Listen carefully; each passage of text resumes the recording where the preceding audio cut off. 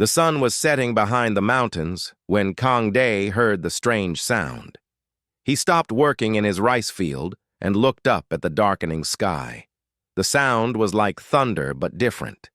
It came from above and seemed to move across the heavens like a giant bird. Day wiped the sweat from his forehead with the back of his hand. He had been working in the fields since dawn, just like his father and grandfather before him. The rice plants were growing well this season. The green shoots reached up toward the sky like tiny hands asking for more sunlight. His farm sat in a quiet valley far from the big cities. Most people had moved away years ago when the government started making food in factories. But Day stayed. This land belonged to his family for hundreds of years. His ancestors were buried in the small cemetery on the hill behind his house.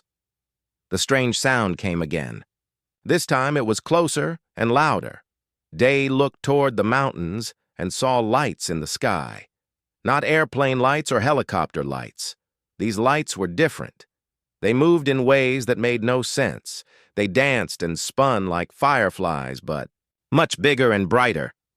Day called out to his house. His wife Mireille came to the door. She was drying her hands on a kitchen towel. Behind her stood their 2 children. Jinwoo was 16 years old and tall like his father. Na-young was 14 and had her mother's kind eyes. "What is that noise?" asked Mireille. She looked worried. The family had lived in the peaceful valley their whole lives. Strange sounds usually meant trouble. "I do not know," said Day. He pointed toward the mountains. "There are lights moving in the sky.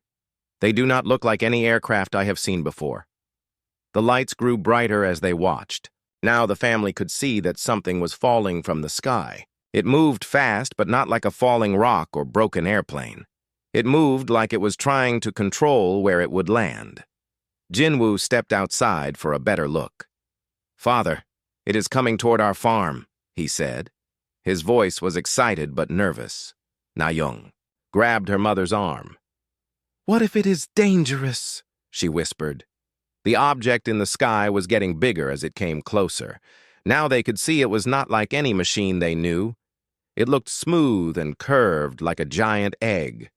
Its surface seemed to glow with soft blue and white light. The light pulsed like a heartbeat. Day told his family to go inside the house. "Stay away from the windows," he said. "I will watch from here." The object passed over their house with a whooshing sound. The air felt electric and made the hair on their arms stand up. Then it crashed into the northern rice field with a loud splash and the sound of breaking wood. Steam rose from the crash site. The impact had broken the wooden fence that separated their property from the wild forest beyond. Water from the irrigation. Channels spread across the damaged field. Day went into his house and took his grandfather's old hunting rifle from above the fireplace. The rifle was old but still worked well. His grandfather had used it to hunt deer and wild boar in the mountains. "Stay here," Day told his family. "Lock the doors and do not come outside until I return." "Be careful," said Mireille. She touched his hand. "Maybe we should call the police or the military." Day shook his head. "Our phone line was damaged in last week's storm. The nearest town is too far away. I must see what has happened." He walked carefully across his fields toward the crash site. The evening air was cool and filled with strange smells. It was like the smell after lightning strikes, but mixed with something sweet, like flowers. As Day got closer, he could see that the crashed object was partly buried in the muddy field. It was bigger than his house, but shaped unlike anything he had ever seen. The surface looked like it was made of pearl or white stone that glowed from inside. Then he saw movement near the object. 4 figures emerged from what must have been a hidden opening in the side of the craft. They moved slowly and carefully like people who had been hurt in an accident. Day stopped walking and raised his rifle. His heart beat so fast he could hear it in his ears. The figures were not human. They were tall and thin, with skin so pale it was almost white like milk or fresh snow. Their heads were larger than human heads, and their eyes were big and dark like deep pools of water. They had long arms and fingers that seemed too delicate for any kind of work. One of the beings was clearly hurt. He leaned against another being, who must have been his mate. The injured one's breathing was loud and rough. Dark liquid that might have been blood ran down his white skin. Two smaller beings stayed close to the adults. They were children, but not human children. Their large eyes looked around the strange new world with fear and confusion. The alien family saw Day standing in his field with the rifle pointed at them. They stopped moving and huddled together. The injured father pushed himself in front of his family, even though he could barely stand. For a long moment, nobody moved. The farmer and the alien family stared at each other across the damaged rice field. The only sounds were the evening wind in the trees and the rough breathing of the hurt alien. Day tightened his grip on the rifle. These beings had crashed into his land and destroyed his crops. They were not human, and he did not know if they were dangerous. But as he looked at them, he saw something familiar. The way the parents protected their children. The fear in their strange eyes. The way they held each other close. They looked like a family that was far from home and in great trouble. The standoff began as darkness fell over the valley. The night grew cold as Day kept his rifle pointed at the alien family. His arms began to shake from holding the heavy gun for so long. The aliens had not moved from their position near the crashed ship. They stayed huddled together like scared animals waiting for danger to pass. The injured alien father was getting worse. He coughed often, and the dark blood on his white skin had spread. His breathing sounded wet and painful, but he still stood in front of his family trying to protect them. Day could see the alien children more clearly now. They were small and fragile-looking. Their big dark eyes reflected the moonlight like mirrors. One child held tight to its mother's long, pale hand. The other child pressed its face against its father's side. The alien mother made soft sounds to comfort her children. The sounds were not words that Day could understand, but they sounded like a lullaby. Even alien mothers sang to their babies when they were scared. Hours passed slowly. Day's legs were tired, and his back ached from standing, so still. He wanted to go back to his warm house and sit by the fire with his family. But he could not leave these strange beings alone on his land. He did not know if they were dangerous or peaceful. Then something unexpected happened. The alien mother looked directly at Day. Her large eyes seemed to shine in the darkness. Suddenly, Day felt strange feelings in his mind that were not his own. Feelings. He saw pictures that were not from his own memory. He saw a beautiful world with white cities that looked like they were made of crystal and light. He saw the alien people living peacefully among gardens filled with plants that glowed like stars. Children played in streams of clean water while their parents worked in fields of silver grain. Then the pictures changed and became terrible. Dark ships appeared in the sky above the beautiful world. From these ships came creatures that looked like giant insects made of black metal. The creatures had many legs and sharp teeth. They moved like spiders but were as big as houses. The insect creatures attacked the white cities. They caught the alien people and did something horrible to them. They stuck metal tubes into the aliens' heads, and the aliens stopped being themselves. Their eyes became empty, and they walked like puppets with broken strings. The alien mother was showing Day what happened to their home world. She was showing him why her family had to run away. More pictures filled Day's mind. He saw the alien family escaping in their ship while their world burned behind them. He saw them traveling through the darkness of space for many days. He saw their ship breaking and falling toward Earth. Then the pictures stopped, and Day was back in his own thoughts. The alien mother was still looking at him. Now he understood. These beings were not invaders. They were refugees running from something terrible. The alien mother pointed up at the stars with one of her long fingers. Then she held up her hand with her fingers spread wide. She closed her fingers one by one until only one finger remained up. Day thought she was trying to tell him about time. Maybe she was saying that something bad would happen in one day or one week.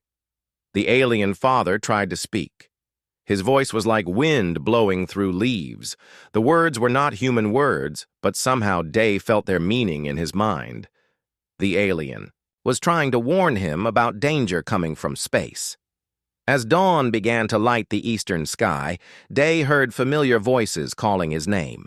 His family was coming to find him. He turned and saw Mirai walking across the field carrying a thermos of hot tea. Behind her came Jinwoo and Nayoung. They moved carefully and stayed close together. "We were worried about you," said Mirai when she reached her husband. "You have been out here all night." "I could not leave," said Day. "These beings, they are not what I thought they were." Mirai saw the alien family for the first time. She gasped and stepped back, but then she noticed the injured alien father, and her expression changed. As a mother herself, she could see that this being was very sick. Jinwoo stared at the aliens with wonder in his eyes. "Are they really from another world?" he asked. Nayoung stayed behind her parents, but she was also curious. She could see that the alien children were afraid and hungry. The alien mother seemed to understand that more humans had arrived.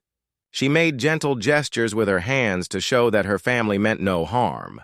One of the alien children started to cry with a sound like singing. Mirai's motherly instincts took over. She could not watch any child suffer, even if that child was from another world. She opened her bag and took out rice cakes that she had brought for her husband's breakfast. "They look hungry," she said. She took a few steps toward the aliens and held out the food. The alien family looked surprised.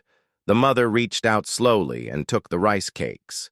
She smelled them carefully, then broke off small pieces to give to her children. This simple act of kindness changed everything. The fear began to leave the alien's strange eyes. The injured father tried to stand straighter to show respect for the human family's generosity, but time was running out. The alien mother pointed at the sky again and made urgent gestures. Something was coming, and it would not be good for Earth, or the humans living on it. Day lowered his rifle. His decision was made. The morning sun climbed higher in the sky and warmed the air around the crashed ship. Day had put down his rifle and was talking quietly with his family. The alien father was now sitting on the ground. His white skin had turned gray, and his breathing was very weak. The alien mother knelt beside her mate and touched his face with her long fingers. She made soft, worried sounds and looked up at the human family with pleading in her large, dark eyes.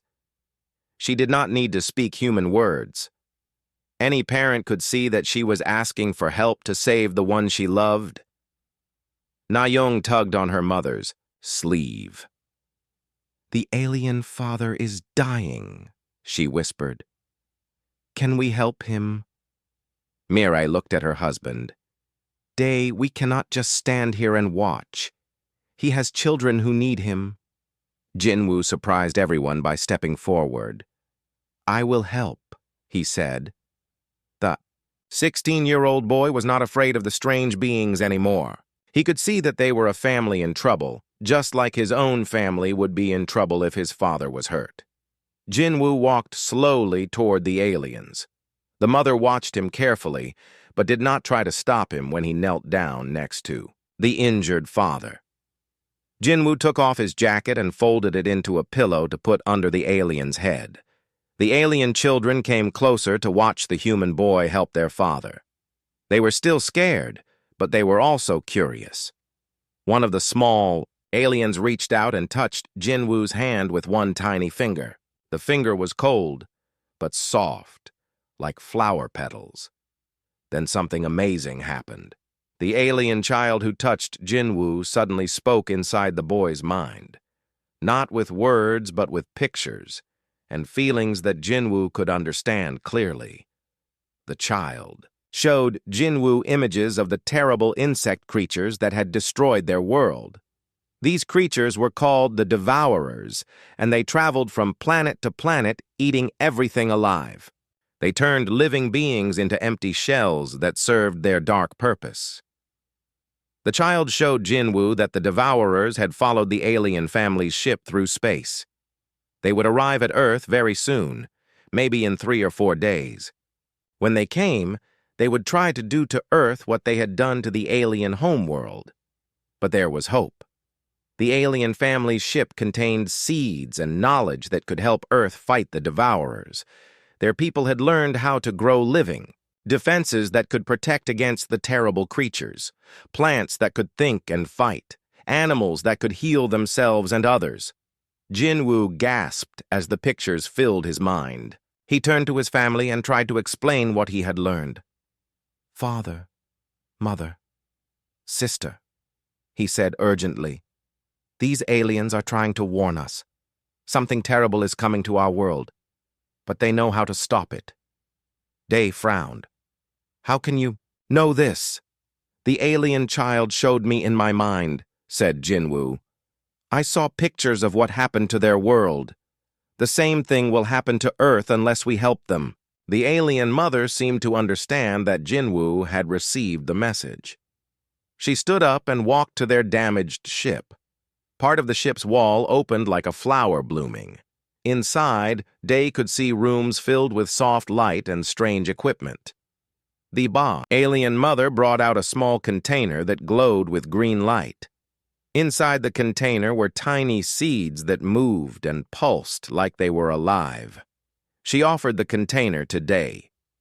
Through the mental connection that Jinwoo had made with the alien child, the family began to understand more. These seeds could grow into plants that would protect Earth from the Devourers. But they needed to be planted quickly and cared for by people who understood farming. "They chose our farm for a reason," said Mirai, with sudden understanding. "They need farmers to grow their defensive plants." The alien father tried to sit up. With great effort, he reached into his clothing and pulled out a small device that looked like a crystal flower. When he held it up, it projected pictures in the air above them. The pictures showed Earth from space. Dark spots were moving toward the planet like a disease spreading across the stars. The Devourers were coming, and they were hungry. But the pictures also showed hope. They showed Earth covered with a web of living light, plants and trees that glowed with protective energy, animals that could heal the sick and fight against evil, a living shield that would keep the planet safe. "We have to help them," said Nayung. She was no longer afraid of the aliens.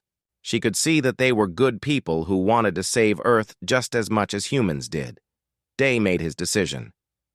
"We will take you to our house," he told the aliens through Jinwoo's mental connection. "We will help you plant these seeds and grow the defenses Earth needs." The alien mother touched her heart with both hands and bowed to show her gratitude. The alien children made happy singing sounds. Even the injured father seemed to breathe a little easier. But moving the alien father would not be easy. He was too weak to walk and too large for the humans to carry. Jinwoo had an idea. He ran back to the house and returned with their farm cart and some blankets. Working together, the human and alien families managed to get the injured alien into the cart. The alien children walked beside the cart holding their father's hands. The alien mother pushed from behind while Day pulled from the front. As they moved across the field toward the house, the alien mother looked up at the sky with worry. Time was running short. The Devourers were coming, and Earth was not ready. But for the first time since crashing on Earth, the alien family had hope. They had found humans who would help them, farmers who understood how to make things grow, a family that was willing to risk everything to save their world. The breakthrough had come through the simplest human gesture: kindness to a stranger in need. Now, 2 families from different worlds would work together to prepare for the greatest battle in Earth's history. Day's farmhouse had a hidden basement that his grandfather built during the war years. The family had used it to store rice and vegetables during hard times. Now it became a secret shelter for the alien family. They made a comfortable bed for the injured alien father using old quilts and pillows. Mireille brought hot water and clean cloths to help treat his wounds. The alien mother showed her how to use a strange blue gel from their ship that helped heal injuries faster than any human medicine. The alien children explored their new hiding place with quiet curiosity. They touched the stone walls and wooden shelves with their delicate fingers. Everything on Earth was new and different to them. Even simple things like candles and clay pots seemed wonderful to beings who came from a world of crystal and light. Jinwoo spent hours learning from the aliens through the mental connection he had discovered. The alien children were eager to share their knowledge. They showed him how to understand the living seeds and how to help them grow into Earth's defenders. The seeds were not like normal plant seeds. They were alive in a way that Earth plants were not. They could think and feel and change themselves to fight against different kinds of danger. But they needed special care to grow properly. The seeds must be planted in soil that has been blessed by both human and alien touch, Jinwoo explained to his family. We must work together to prepare the ground. Na-young helped her brother understand the alien communication better. She had always been good at learning languages, and somehow the alien mind speech felt natural to her. The alien children liked her gentle voice and calm manner. They are scared but also excited, Na-young told her parents. They have never seen a world like Earth before. Everything here is so green and alive. Their home was beautiful, but it was cold and quiet compared to our world. Over the next 2 days, the human and alien families worked together to prepare Day's farm for the coming battle. They planted the glowing seeds in careful patterns across the rice fields. Each seed needed to be placed exactly right so the grown plants could connect with each other. The alien father was getting stronger thanks to Mireille's care and the healing gel. He was able to teach Day how to understand the alien biotechnology. The farmer learned that living defenses were not so different from growing rice or vegetables. They needed good soil, clean water, and patient tending. Your people understand. Growing things better than we hoped, the alien father told Day through the mind connection. Our technology works with life instead of against it. This is why we knew Earth farmers could help us succeed. The planted seeds began to change after just 1 day in Earth's rich soil. They sent out root systems that glowed with soft green light underground. Above ground, they grew into plants that looked like bamboo mixed with crystals. The plants hummed quietly as they grew and seemed to watch everything around them, but their work was interrupted when they saw aircraft flying over the valley. Military helicopters circled the farm 3 times before landing in the main field. Soldiers jumped out and surrounded the house with their weapons ready. A stern-looking officer walked up to Day's front door. We detected unusual energy readings from this location, the officer announced. We know you are hiding something here. You must tell us what it is immediately. Day's heart pounded, but he tried to stay calm. This is just a farm, officer. We are only growing rice and vegetables here. The officer was not convinced. Our satellites detected a crash 2 days ago. Something from space landed on your property. Where is it? Jinwoo stepped forward. Sir, if something crashed here, we would have told the authorities right away. We are honest farmers who follow all laws. The officer studied the boy's face carefully. You are lying, he said. Our equipment shows alien technology is active on this farm. We will search every building until we find it. From the basement below, the alien family could hear the soldiers walking around above them. The alien children pressed close to their parents in fear. If the humans discovered them, they might be taken away before they could finish preparing Earth's defenses. But the alien father made a difficult decision. He was still weak, but he could walk now. He climbed the stairs from the basement and appeared in the kitchen doorway where the officer was questioning Day's family. The soldiers immediately pointed their weapons at the strange, pale being. The officer stepped back in shock. He had never seen anything like the tall alien with his glowing white skin and large dark eyes. "Do not shoot," said Day quickly. "He is not dangerous. He is trying to help us." The alien father raised his hands, to show he meant no harm. Through Jinwoo, he sent a mental message to the officer. Pictures filled the man's mind, showing the approaching Devourer fleet and the terrible danger Earth was facing. The officer stumbled backward as the alien visions hit his thoughts. He saw the dark insect ships moving through space toward Earth. He saw what the Devourers did to worlds they conquered. He understood that time was running out. "This cannot be real," the officer whispered. "You are trying to trick me with some kind of technology." But then the officer felt something else in his mind. He felt the alien father's genuine love for his family. He felt the desperate hope that Earth could be saved. He felt the alien's willingness to sacrifice everything to protect both his own children and human children from the coming darkness. The truth was too strong to deny. The officer slowly lowered his weapon. "How long do we have?" he asked. The alien father held up 2 fingers. 2 days until the Devourers arrived at Earth. The officer looked around the kitchen at the human and alien families working together. He saw the glowing plants visible through the windows. He realized that these simple farmers had become Earth's first line of defense. "What do you need from us?" the officer asked. And so began the most unlikely alliance in human history. Military. Forces working with alien refugees and rice farmers to save the world. The next 24 hours changed everything on Earth. The military officer, whose name was Colonel Park, sent emergency messages to governments around the world. He told them about the alien family and the approaching danger from space. Most world leaders did not believe the report at first. The idea of friendly aliens helping Earth prepare for an invasion seemed impossible. But when satellite systems detected the dark fleet moving past Mars toward Earth, everyone realized the threat was real. Day's small farm became the center of a global emergency operation. Scientists and military experts arrived from many countries to learn about the alien biotechnology. The alien family worked day and night to teach humans how to grow the defensive plants. The plants must cover the whole planet, the alien father explained through Jinwoo's translation.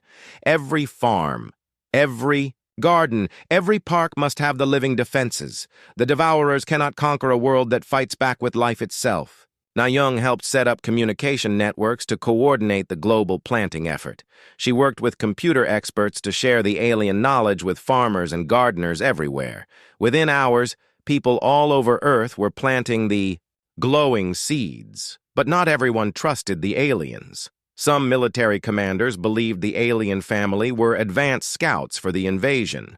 They thought the defensive plants were actually weapons meant to weaken Earth before the main attack. These commanders wanted to capture the aliens and destroy all the planted seeds. The situation became dangerous when a group of suspicious officers surrounded Day's farm with heavy weapons. Their leader was a general who refused to believe that aliens would help humans. "These creatures are lying to us," the general announced over loudspeakers. "They are preparing our world for conquest. We must destroy them and their poison plants before it is too late."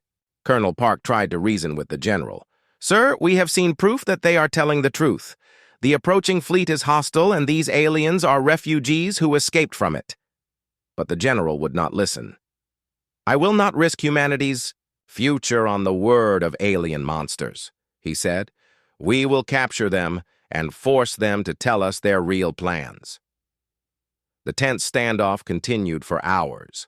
The alien family huddled together in Day's farmhouse, while soldiers with weapons surrounded the building.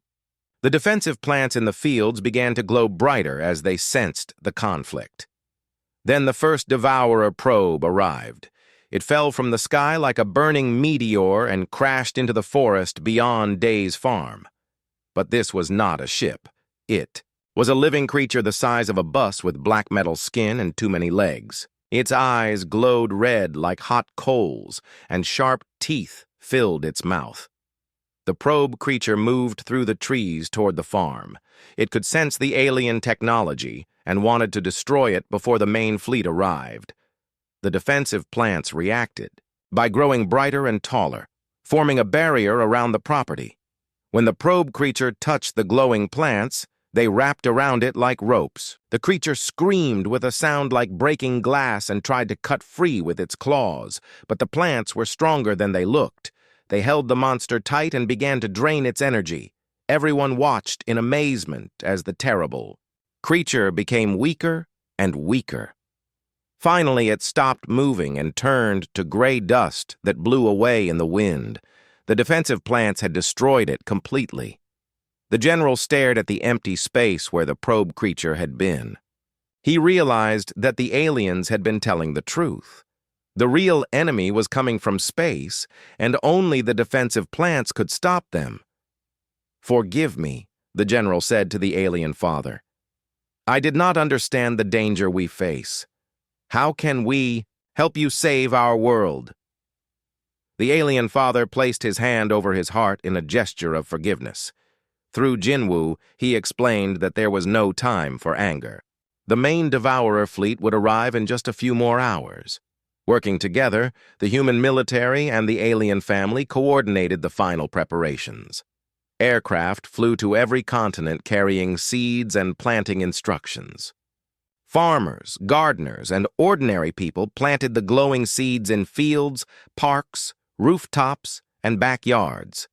The alien children used their mental abilities to help guide the planting efforts.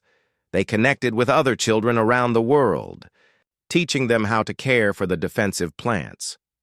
Human children learned faster than adults and were not afraid of the strange mental communication. As night fell, Earth began to change. The planted defensive networks grew and connected with each other. From space, the planet started to glow with soft green light as millions of protective plants created a living shield around the world. The alien mother pointed up at the stars. Dark shapes were visible now, moving against the starlight. The Devourer fleet had arrived and was moving toward Earth's atmosphere. "Will it be enough?" asked Mayrai as she watched the approaching enemy ships. The alien father touched Dai's shoulder. "Your people learned faster than any race we have known," he said through the mind connection. "You understood that working together makes everyone stronger. This is humanity's greatest power." Jinwoo stood with the alien children looking up at the threatening sky. "We will protect Earth," he said. "All of us together, human and alien, will keep our world safe." The final test was about to begin. In the morning, they would discover if love and cooperation were stronger than hunger and destruction. The fate of two species now depended on seeds planted by farmers who had chosen trust over fear. The Devourer fleet filled the morning sky like a storm cloud made of metal and hate. The ships were enormous and ugly, covered with spikes and claws. They looked more like giant insects than spacecraft. As they entered Earth's atmosphere, they made horrible screeching sounds that hurt people's ears. From his farmhouse window, Day watched the invasion begin. The alien family stood beside his human family as the dark ships spread out across the world. Everyone was scared, but they were not alone. The defensive plants glowed brighter as the enemy approached. The first attack came as beams of red light shot down from the Devourer ships. These beams were designed to paralyze people and make them easy to capture. On other worlds, the beams had made entire cities helpless in minutes, but when the red beams hit Earth, something unexpected happened. The defensive plants absorbed the energy from the beams and became stronger. The light that was meant to harm humans instead fed the living shield that protected them. The plants grew taller and their glow became brighter. "It is working!" shouted Jinwoo excitedly. "The plants are eating their weapons." The Devourers tried different attacks. They sent down metal probes like the one that had been destroyed at the farm. But everywhere the probes landed, defensive plants were waiting. The living barriers wrapped around the enemy creatures and turned them to dust. The alien father watched the battle with amazement. "We hoped your world could resist them," he told Day, "but we never imagined Earth would fight back so strongly." Through their mental connection, the alien children explained what was happening. The defensive plants were not just protecting Earth. They were learning from each attack and becoming better fighters. Every time the Devourers tried something new, the plants adapted to stop it. But the most amazing thing was how humans were helping. Around the world, people came out of their houses to tend the defensive plants during the battle. They watered them and sang to them and encouraged them to grow stronger. Children held hands around the plant barriers and told them stories. Farmers worked in their fields as if it was just another normal day. "Your people are not hiding from the enemy," said the alien mother with wonder in her voice. "They are helping fight alongside the plants." This was something the Devourers had never seen before. On every world they had conquered, the people had run away in fear or tried to fight with weapons. But humans were fighting with life itself. They were helping their world stay alive and strong. The battle continued for 3 days. The Devourers tried every weapon and trick they knew. They sent bigger ships and stronger beams. They tried to land armies of metal creatures. They even attempted to poison Earth's air and water. Nothing worked. The defensive plants grew faster than the Devourers could destroy them. The living networks spread across continents and connected through the oceans. Earth became wrapped in a web of protective life that got stronger every hour. On the 4th day, something wonderful happened. The defensive plants began to glow so brightly they could be seen from space. But this was not the green light of growing things. This was white light like the sun itself. The plants had absorbed so much energy from the Devourer attacks that they had become sources of power. Beams of white light shot up from Earth toward the enemy fleet. But these beams did not destroy the Devourer ships. Instead, they healed them. The white light removed the darkness and hate from the metal creatures and turned them back into the living beings they had been before they were enslaved. The Devourers began to remember who they used to be. They had once been a peaceful race of explorers who loved learning about new worlds. But long ago, they had been infected by a terrible sickness that made them hungry for conquest and destruction. Earth's defensive plants had cured them. The former Devourer ships landed gently in fields and forests around the world. The creatures inside came out and fell to their knees, weeping for all the terrible things they had been forced to do. They asked forgiveness from the humans and aliens who had saved them from their curse. The alien father could not believe what he was seeing.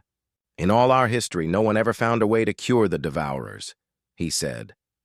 "We always thought they had to be destroyed. But you found a way to heal them instead." Day put his hand on the alien's shoulder. "That is what farmers do," he said simply. "We help things grow back to health." In the months that followed, Earth became a very different world. The former Devourers shared their knowledge of space travel and advanced technology. The alien refugee family helped establish communication with other worlds that needed Earth's help. Day's farm became a training center where people from many worlds came to learn about defensive biotechnology. Farmers became teachers and healers. The simple knowledge of how to make things grow became the most valuable skill in the galaxy. Jinwoo grew up to become Earth's first ambassador to alien worlds. He traveled through space, helping other planets build their own living defenses. Na-young became a scientist who studied how different species could work together for the good of all. The alien children became like brother and sister to the human children. They played together in fields where Earth plants and alien plants grew side by side in beautiful patterns. The two species learned from each other and created new kinds of life that were stronger than either could make alone. Years later, when Day was an old man with gray hair, he would sit on his porch and watch his grandchildren play. Some of the children were human and some were alien, but they were all family. They laughed and ran through gardens that glowed with the light of many worlds. The albino alien family that had once seemed so frightening had brought the greatest gift possible to Earth. They had taught humanity that the most powerful weapon against darkness was not violence, but love. Not destruction, but creation. Not fear, but trust. Everything had changed the moment a simple farmer chose to help strangers in need instead of driving them away. That choice had saved not just Earth, but countless worlds throughout the galaxy. And, in the fields where it all began, rice still grew in neat green rows, tended by farmers who understood that helping life flourish was the most important work in any universe.